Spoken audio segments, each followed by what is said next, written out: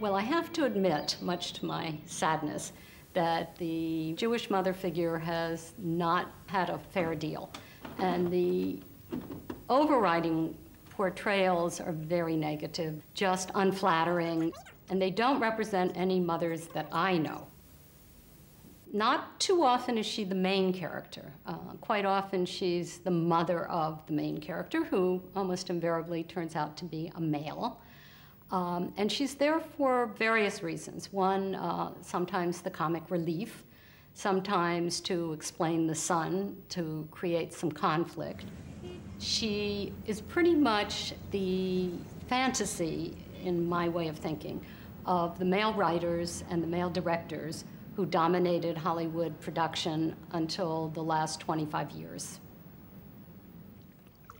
I think we can explain a lot about the Jewish mother. If you think how mothers raise children, I mean, they are first and foremost the child's first love.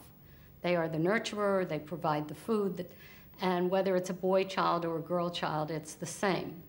But in most cultures, and American culture in particular, the male must separate himself from the mother in order to be accepted as part of the, masculine community. Gordon! You forgot my breakfast. I'm going to wash myself, and while I do, you're going to pretend you're washing your... But there's a high price, I think, that the man pays for having to reject the mother. And of course, in those days, before women had lives of their own, the mother felt very much that her life had no meaning anymore, so she tries even harder to hold on to the child. And this, I think, is the basis for much of the narrative that we see later in literature and film, the conflict.